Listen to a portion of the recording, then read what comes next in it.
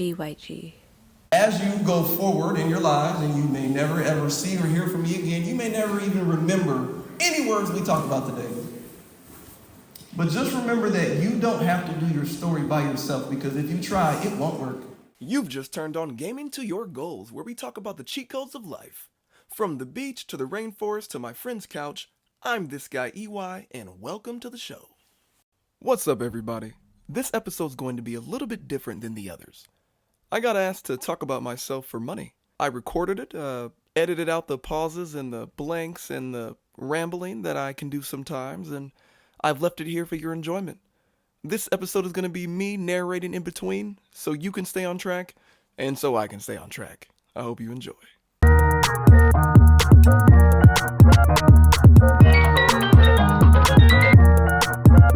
So this lady took me out to get pizza and was like, yo, I heard you got a great story, but if you're going to come speak in front of these kids for some money, it can't be a cookie cutter story. It can't be a story where only unicorns and rainbows and happy stuff happened.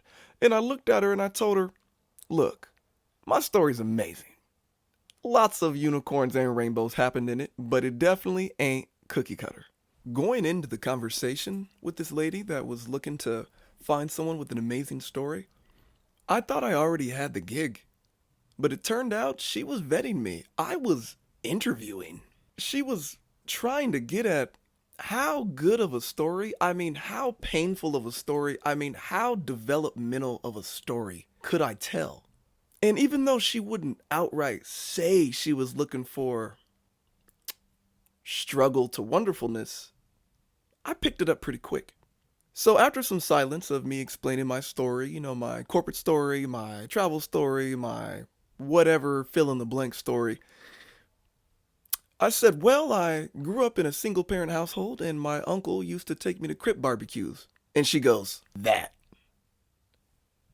what I'm looking for. So boom, I got the gig. We laughed, we had pizza, they brought out the wine, and that was it for a bit. And then I get the paperwork. I was supposed to be a keynote speaker for 90 minutes.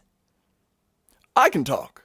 Best believe, I can talk about a lot of stuff, especially pulling from my life. There's a lot of content. But 90 minutes? Even I tremble at 90 minutes. And I'm supposed to talk in front of teenagers, which I didn't think I was really qualified for. My time I spent working in medical device, in my yearly review, the only thing they wanted me to improve on was my potty mouth. So I just didn't think I was qualified. Right before I speak, I get introduced, and I sent the bio for them to introduce it. They read it off exactly how I typed it, but it was strange because as they were talking about who I was and giving an intro of me, I sounded really, really responsible. And it completely threw me off because in my own head, I'm silly and goofy and I mind my business and I do stuff late and, oh man. Anyway, here it is. What's up, 4-H? It's a little weird to hear me do all that stuff, and once we get into it, you'll know why, because when I hear that, I'm like, that sounds really serious and super. I am not a serious guy. Then I had to level with the kids. I can't have them thinking I'm just some old guy. I'm only 28, but that's twice their age. To me, when I was a teenager in middle school, high school, if a 28-year-old came up on that mic, that person is old and I am not wanting to listen. Who here plays video games? On Fortnite, no build, I'm champion rank. On Brawlhalla, I'm platinum. Who here has ever been to a quinceañera? When I was 14 years old, I practiced for 6 months to be in my friend's quinceañera. And I killed it. I killed it. Who here has ever wanted to travel to the other side of the world? I've done that a couple times. Who here has a dream to keep doing what they like to do? Some of y'all play basketball, football, dance, cheer, softball. Who wants to do that past high school? That's what's up. I feel like we're getting a little bit more in common with each other, right? Who wants to drive around in fast cars and make a lot of money? I used to get paid by Walt Disney to drive around in fast cars with free flights and free food and free hotels and to tell people what to do. Who here wants to live on the beach? Okay. I did that a couple times. Has anybody wanted to go to the rainforest before? That's what's up. I went to the rainforest too. Has anybody ever had to go to church or to camp because your mama made you, or your grandma made you, or your aunt? Oh, yeah. Me too. I understand. Who here still thinks I'm just an old man, even though all y'all lied in the beginning? Who here thinks I ain't got no ribs?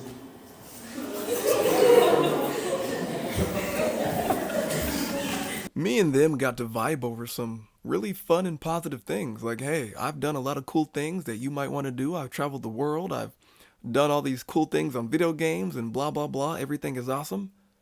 But then I hit him with the switch. Who here grew up in a single-parent household?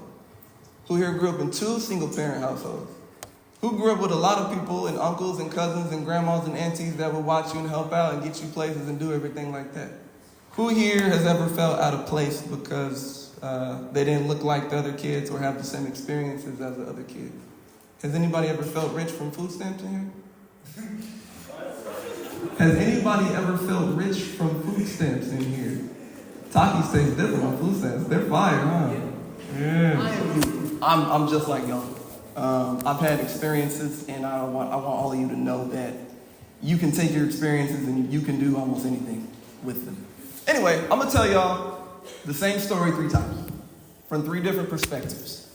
The first perspective is short and sweet. It's a public success story. I sound like a superhero, and it's super awesome, and it's all the good stuff, and you would think that everything was always perfect. A lot of people tell those stories. The second story is going to be the harder stuff, the struggle of stuff, the stuff that not everybody saw, right? And the third story is going to be a little bit of everything. I gave them 3 stories. The awesome stuff, the less than awesome stuff, and then a bit of both. I'm not putting the whole speech on here. For a few reasons. No one wants to listen to that. It's long. Actually, some parts I even cut out, the silence for a smooth talk flow. 2, once I got to the story, the good and the bad, guess what I had left? Nothing. And I wasn't expecting that going into the speech. But here it is. The awesome story. I went to Iowa State University. When I was 16, I won track nationals in Houston, Texas. I became the first and only Iowa State athlete that was also a science-bound student. While I was at Iowa State, I was awarded all Big 12 5 years in a row. All that means is that I am a beast. That's it. That's all it means. Oh, and I got a job in Africa making the water cleaner while I was in school. And then I graduated. After I graduated, I decided to travel the world.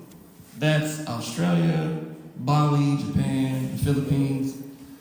There's a few more that aren't on here. Then I got a job at Walt Disney, like Disney princesses, Aladdin, Mulan, all that.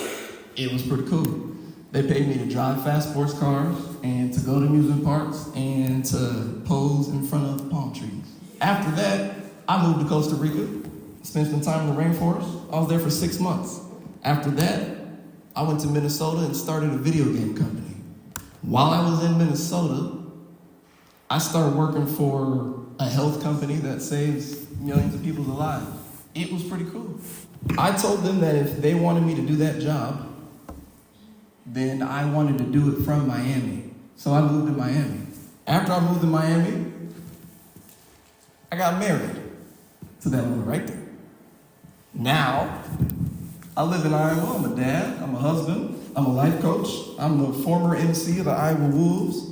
And I manage multi-million-dollar projects where I help feed people around the world. And we just got back from Australia.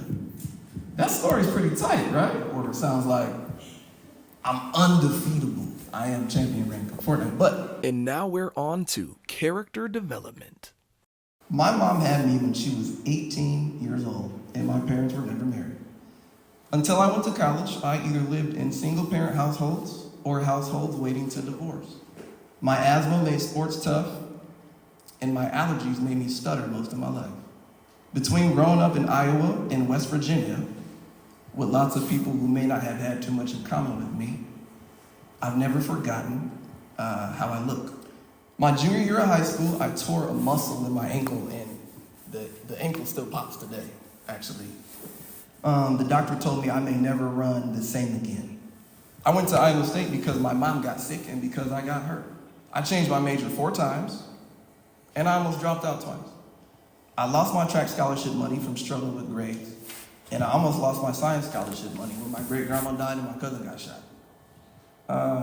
Trying to figure out your place in life with that stuff going on, with grades and with school, and with never done that before, it makes things a little harder. After I moved to Atlanta and was working for Disney, flying back and forth from Atlanta to Orlando to Walt Disney World, I lost my job in COVID. I didn't want to come back to Iowa because I didn't want to feel like a failure to myself or to anybody else. So I drove to Miami to be by the ocean. But when I got there, the beach was closed because of COVID. I stayed in the Airbnb, but the plumbing was old and the drains would break.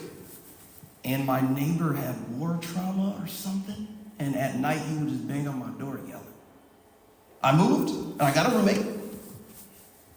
But I also started battling this thing that I never believed in before that, called depression. I got 2 jobs. One as a waiter and one as a headhunter. Basically, as a headhunter, I was paid to take employees from companies and try to put them somewhere else. I'd call the employee and I'd say, hey, you want a new job? They say, I'm at work. I go, yeah, but that's my job to get you out of your job. So I had to quit that job. That was a hard job.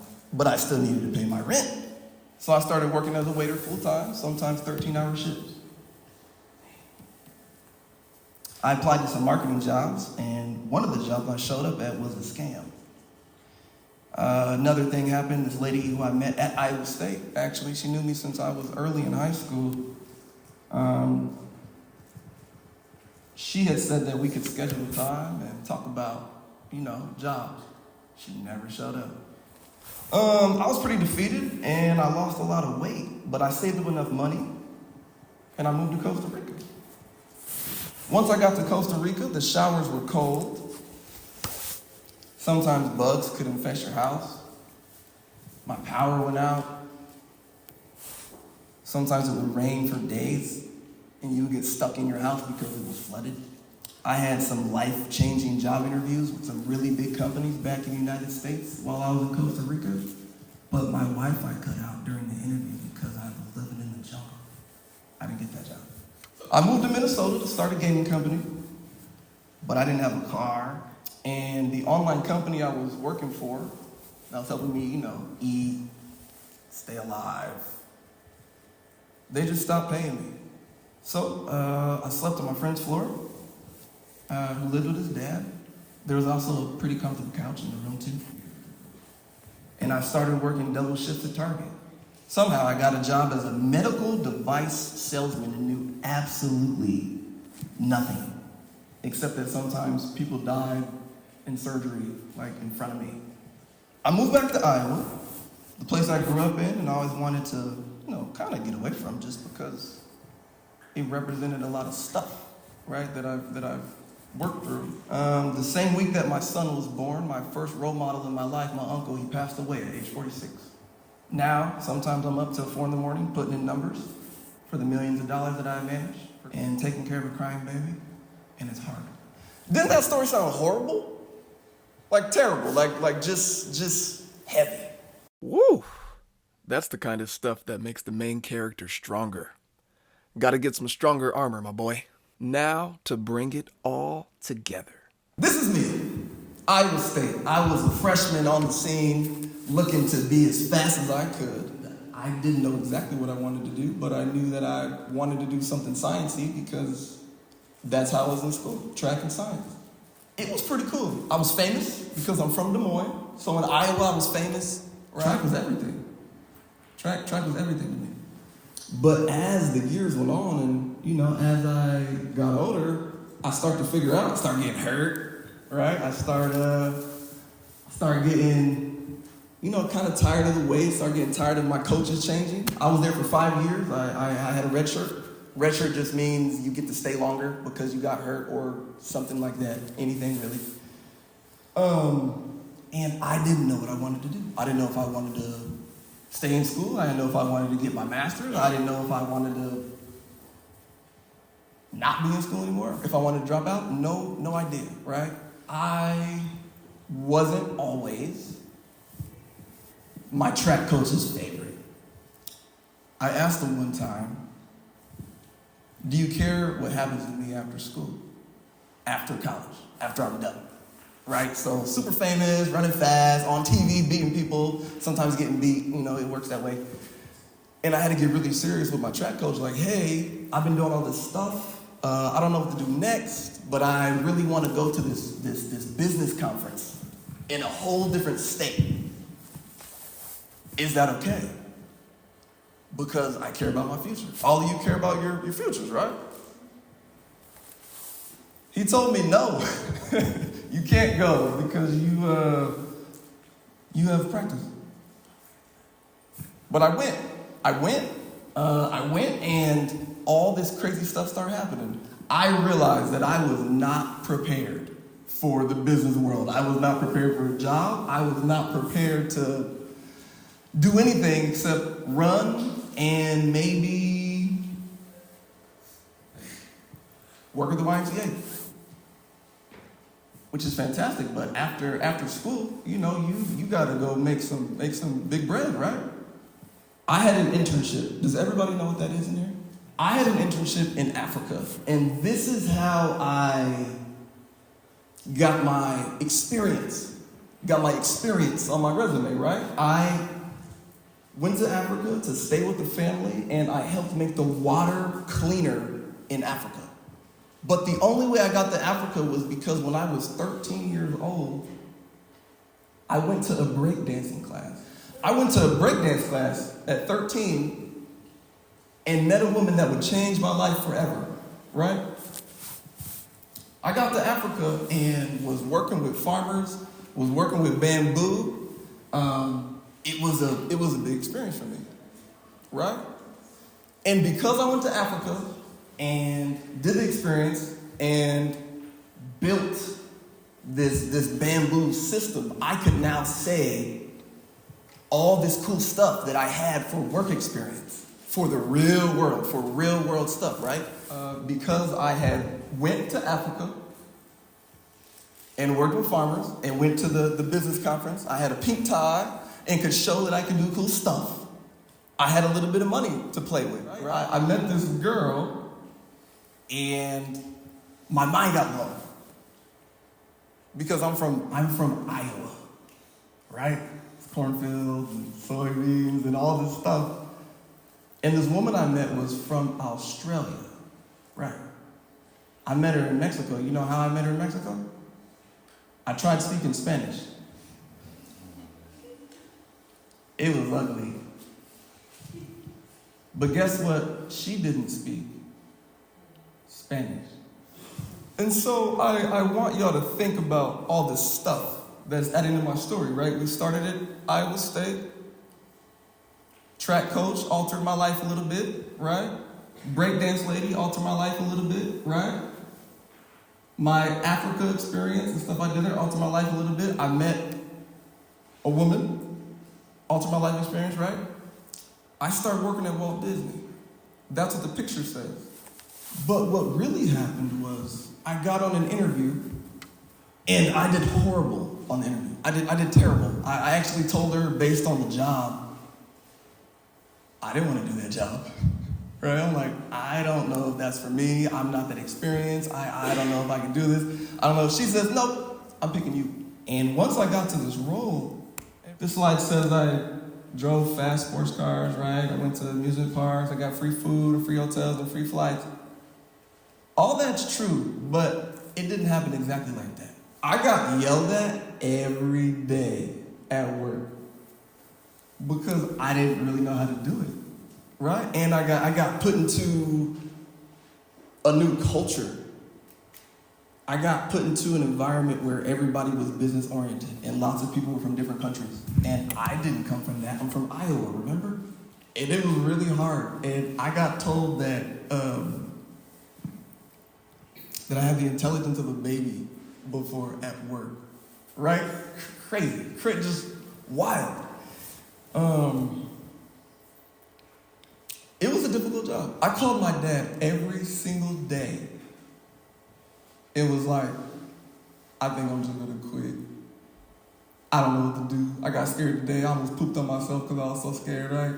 So I called my uncle probably 3 times a week when I was at that job, and my questions for him were, hey, uncle, how do I not feel like this at a job? And pretty much every time he'd find different words to say this. He'd go, nephew, that's just corporate America. And I go, what do you mean? He goes, yeah, that's just how you feel at corporate America. That's why they pay you to feel like that. It was so horrible. Remember this awesome rainforest slide where I went to Costa Rica for 6 months? I went to Miami first. Because I lost my job. This slide doesn't have all that in there, right? You only know that from my negative story. But I got to Costa Rica because I met this woman. But before that, I'd only went to the conference because I talked with my track coach. And I only got the job at Disney because the lady liked how real I was and how new I was. I got to Costa Rica because of that pretty girl I met, remember? She was down there teaching English. But this slide doesn't say that. This slide just says, hey, this guy did this cool stuff. He did this cool stuff. He went over here. He did this. But in reality, no, it was a super grind. It was a journey. All these people and experiences that I had met and encountered before, they all went into this slide, right? They all went into me living on the beach. When I got to the beach, I kind of thought that was it. I didn't have any more plans except to go to the beach and be with this pretty girl that I met, right? But there's more. I got to Minnesota because that girl I met got sick and because I ran out of money, right? And so now we know that I have graduated from Iowa State. I ran track at Iowa State. I got a cool job at Disney. I went to Africa. I went to Costa Rica. Now I'm in Minnesota. I didn't know what to do next. My friend from college, he actually played professional football in Canada. He said, hey, I like video games. Let's make a video game company. I'm out of money, right? I ran out of money. I didn't know what to do next. I didn't have a plan on what I was going to do next. So I said, sure. I went to Minnesota. And this picture shows that I made a video game company and it's super successful. Right? Wouldn't you look at this and go, wow, that guy's successful? At our first event, it was ugly. There really wasn't too many people there. Somebody we met brought a lot of people, which made us feel better. But we didn't know how to build websites. We didn't know how to market, how to talk to people about things we wanted them to be a part of. We didn't know any of that stuff. While I was in Minnesota, working on this video game company and working at Target, I met a man who worked at a really big company, the medical device sales company, right? I only met that man because I was trying to raise money for the gaming company. And he looked at me and I told him my story, all the stuff I had done, all the cool things that I'd experienced, all the knowledge I had gathered, right? And he kind of looked at me up and down. He saw that I was like a little bit of a phony, like a little bit, right? Like, do you need a job? And so, boom, I became a medical device salesman where I would be in a live surgery room with doctors, telling them how to use our products to be in somebody's heart. I didn't go to school for that. I went to school to run track. I didn't go to school for that, right? But that's how I got there. Where are we at? So I graduated from Iowa State, right? The track coach helped me out. He helped alter the path, right? I met the lady from break dancing, right? What else did I do? What'd I do? I worked at Walt Disney because that lady thought that I was coachable, was her words, right? I went to Costa Rica. Why did I go to Costa Rica? Because I met a pretty girl, right? Exactly. And then why did I go to Minnesota? Because I lost my job, and my friend invited me to come to Minnesota and to start a company, right? So now here we are. Med device man. What did I tell the medical device people? That if I was going to do the job, that I needed to be in Miami, right? This was a bit of a slow play. We started in Minnesota and went to Iowa, and I made sure they liked me, and I did good on the interview and all that stuff, right? And it just kind of kept getting to further on the beach because they liked me, because they liked that I could use all my experiences and the people that I've met to get the things that I need and want in life, right? So I got back to Miami. In 2020, COVID happened, right? Well, my wife is from Australia. They had a really, really, really bad lockdown. Actually, so bad that when I was over there, the United States said they were going to shut down. So I flew back over here, right? And I couldn't see her for months. She was in Australia. I was in the U.S. She came over to the U.S. Finally. My love story finally got completed, right? This girl came over to the U.S., right? And I won't talk too much about kids because I don't need anything about kids yet. But being in a one-bedroom apartment on Miami Beach with loud music and no car, with a baby, with no babysitters, with no auntie, uncle, grandma, grandpa there to help you, the same ones that make you come to camp and church and all that stuff, that's hard. So we came to Iowa. I have a lot of support in Iowa, right? So I came back. Coming back to Iowa was difficult because you remember why I drove to Miami when I lost my job the first time, right? Because I didn't want to feel like a failure. I didn't want to feel like I lost. Y'all know who the Iowa Wolves are? No? So the Iowa Wolves is a NBA basketball team in Iowa. They're a minor league, right?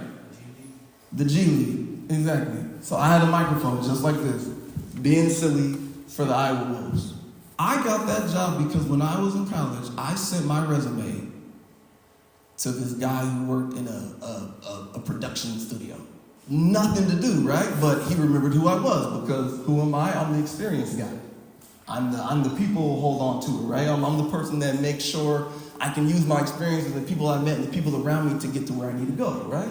He calls me and goes, "Hey, you're in Iowa, right? You want to be the MC for the Iowa Wolves?" I said, "I've never done anything like that before." But there it is. I became the MC because he remembered how goofy I was and how silly I was and how fun I was, funnish. I'm old, right? But I'm fun. So I came to Iowa, had got, my safe little family, became the MC, decided to get certified as a life coach because I knew that there's lots and lots of people that might have grew up like me, that might be able to do cool things like me if they just had a little bit of guidance. And as I was looking to get out of the medical sales job, because I still had it the whole time, even back to Iowa, I was still going into the hospital to sometimes see people die, right? Like, I didn't want to do that. And now I am the disease resistance and agronomic traits program manager, and I manage some crazy, insane science projects, right? And just because I like to be fun and have fun and stay fun, I like to go to cool places. I like to take my family to cool places, right? We like to do fun stuff and be silly and be awesome and keep doing all that stuff. And that's me, my wife, and my son in Australia. And I'm Elijah Young. And those are my 3 stories.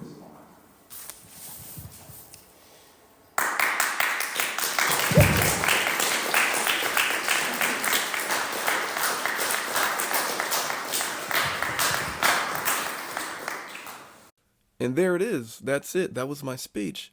And although working with children isn't my first choice, I'm better at it than I thought. There's things that I can help the world with that I don't always plan on censoring. And when you work with kids, sometimes there's a desire to hesitate, a desire to make sure it's not too rough or difficult for them to hear. And the things that I'll be talking about to help the world, I don't want to hesitate. So it's not a no to working with kids forever, but maybe we'll get back to it one day. That's all I got. Thanks for tuning in to GYG, and I'll see you in chapter 2. Peace. So give me your questions. Come on, start them up. You gotta be curious. Like, I used to wake up and see monkeys in a hammock in Costa Rica. Yeah. What'd you say? My game company is called Rankpire. What we do, we help gamers get noticed. We make sure that gamers, all ages, all shapes, all sizes, boys, girls, we make sure that they have a platform to talk about the things that are important in their lives. Currently, we are moving to a podcast format so we can interview people and see what other people, other nerds like me, are up to. His question was, out of all the places I've been, what was my favorite place? Probably Costa Rica. So Costa Rica means a lot to me. When I was very little,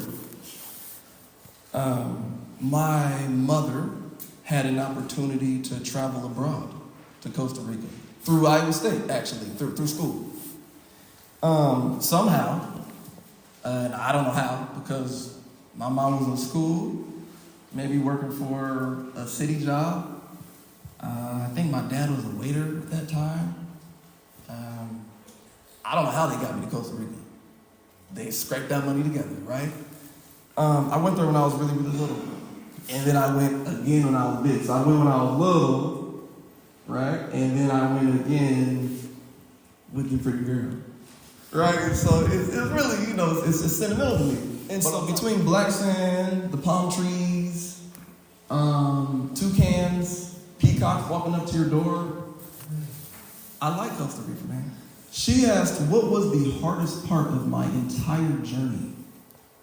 I wasn't expecting that one. Okay. The hardest part, there were a few really, really hard parts.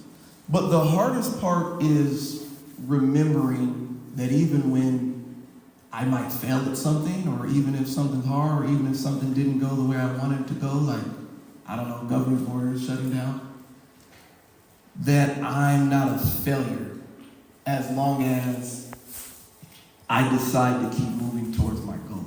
Once I stop moving towards my goal, then that means I'm a failure. And that's the hardest part, remembering that, because life day to day gets tough sometimes, right? And it's like you might get anxious, or you might get sad or upset or hurt. And sometimes it's really, really hard to remember that it's all okay. When I was in middle school or high school, I would want to be told that there were a lot of paths to get to whatever you want, right? In my head, it was straight up, I'm gonna run fast and go to college and then get a good job and have a family. It did not work like that. In the pictures and the slides, it worked like that, right? But it doesn't really work like that. Whatever your passion is, or whatever you're semi-good at, you can probably take that a lot further than you think. She wants to know what the coolest thing I have ever done. Wow, that's a long list of stuff. Riding motorcycles through the rainforest is pretty tight. I went on safari in Africa. I went to a crater. I can't say the name of the crater because I can't remember how to say it. I went to a crater, I saw zebras and lions, and I saw hyenas, and they are creepy. Yes. And let me tell you, so on safari, before safari, I ate too much chocolate. I had people bring over American chocolate. So I had Snicker bars and Milky Ways and Twix. On safari, I had diarrhea the whole time. Whole time. Oh, it was horrible. But that means in the middle of the night, when everybody's asleep, on the African safari, I had a poop. It was horrible because when you look out your tent, you can't make this up. There were hyena eyeballs. Yeah. Oh, and they actually do laugh like that. Like on The Lion King, they laugh just like that. Oh, for sure. And so I'm looking out and I just see these glowing eyeballs just looking back at me like this. But I still got a poop, you know. So I met a man from Japan. His name was Takayuki. Magically, he had the poop too. So we pooped together, right? But then I had a buddy who did not get looked at by the hyena eyeball, right? So I guess that's also one of the coolest things that I've done. I hung out with some politicians in the Philippines, like world politicians. I held a koala, which was pretty cool. I think one of these pictures is a monkey on my shoulder. So I climbed a volcano, actually, to get this picture of a monkey on my shoulder. And it was horrible. Climbing the volcano was really hard. They didn't tell you that it took 2 hours to get to the top? Oh, yeah. They didn't tell you anything like that. I get the most inspiration when I'm by the ocean. But guess what's not an iota? An ocean, exactly. So now, whenever I have a need to go to the ocean, I just jump in the shower and close my eyes. And I'll be like, I'll be there again one day, you know. But, you know, it helps with the creative process. His question was, who do I look up to? When I was little, I looked up to my uncle. He didn't make super great choices, right? He was gang affiliated, all that stuff. But that's who I looked up to when I was little. As I got, as a teenager, middle school, I looked up to my Uncle Larry.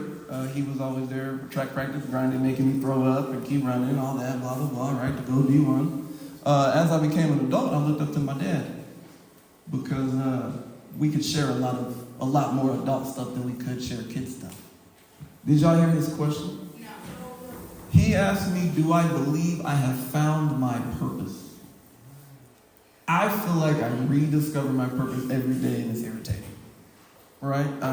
I think my overarching purpose, the big purpose, is to help people tell their own stories, to help them guide themselves, basically, so that they can go do great things in their lives. I've had a lot of experiences, lots of different things growing up, traveled lots of places, experienced lots of stuff, good and bad, and I think I can help a lot of people also live really, really awesome lives. So yes, you don't really know where you're gonna go or what you're gonna do. And you can tell people your story and tell people what you think is gonna happen next, and you can tell people how they can help you, but the truth is, it happens fast, and you can do whatever you wanna do. You can get to wherever you want to get to based on the people that you meet and based on the opportunities that you either take or don't take.